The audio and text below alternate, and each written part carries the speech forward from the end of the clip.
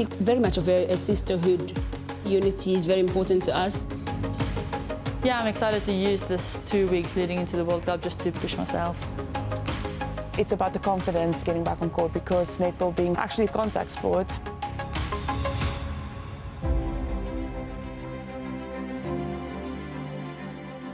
To play sport is to dream.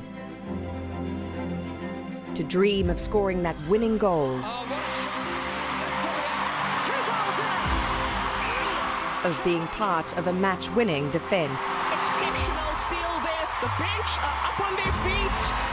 Of donning national colours and representing your country on the world stage. The clock being counted down by the crowd. The bench for South Africa are up. Now the hugs, now the embraces. It's a dream shared by millions of girls who play netball in South Africa. For the 15 women selected for the 𝗶𝗶𝗴𝗶𝗴𝗆 squad, that dream is a vivid reality as South Africa prepares to host the Netball World Cup. It's the first one on South African soil in Cape Town, and the 𝗶𝗶𝗴𝗶𝗴𝗆 will be doing what they do best, you know, flying the South African flag high. Zanele Mdodana, for one, cannot wait for the tournament to begin. She's a former Proteas captain and match commentator. What is it like looking ahead to the World Cup this year in Cape Town? It's going to mean everything. African netball is on the rise. The young netballers who've seen their heroes playing on TV now can actually be in the arena to see them like face to face. I mean, it doesn't get better than that. The Proteas are led by the diminutive Bongi Msomi, who at 35 will be playing her fourth and possibly final World Cup. Geez, to sit here and think I'm going for my fourth one, but to think of where I come from and my background in terms of netball, I would never have thought even the first World Cup I would go to. It's been quite a journey for the Proteas' inspirational captain. I remember when I started, I literally never even had like training clothes or any sporting gear because sport was never part of the picture. At home, we're very much of a traditional family. I just still love the Bongi I am today. I don't want to see another Bongi besides this one. And that's when then I know I chose the right path. If you want a team to put some hope on, it's Bongi Msomi and South Africa. Bongi was captain when the Proteas surprised all by beating highly rated Jamaica at the 2019 World Cup. Tenacious wing defender 𝗀𝗵𝗶𝗴𝗶𝗆 was in the team that day. Plenty of time on the clock. Look at that defensive work from South Africa. I remember that last 5 minutes was the longest 5 minutes of my life because we were up by 2 goals and we're like, okay, we just need to keep position, making sure we beat the Jamaicans. South Africa have beaten Jamaica. They didn't even watch that one go in. A huge dent in the hopes of Jamaica to make that semi-final, but that's what it means to South Africa. That win catapulted the team into a nail-biting semi-final against world champions Australia. So this is going to be all too late for South Africa, but what a comeback. When we just lost by 2 goals, we felt like we still won. It was just so great, and we made everybody proud back home. South Africa sharing a moment. What a World Cup they've had.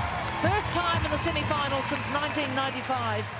The Proteas lost that semi-final, a major disappointment, but one that pales in comparison to a tournament-ending injury. Goal shooter 𝗃𝗵𝗶𝗆𝗃𝗃's dream of making a World Cup debut was taken away before the tournament even began. I was selected into the team, I think it was the 3rd training session.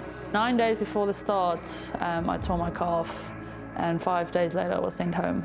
I still get emotional about this. Like, it first hit me when Norma and Nick walked into the room where I was in, and they were like, listen, it is what it is. This is the situation. And that's when I think it actually sank in, yeah.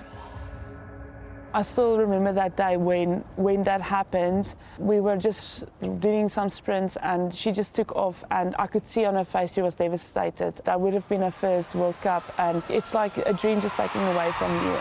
That was probably the biggest blow or low point in my netball career in terms of injuries and missing out on a big competition.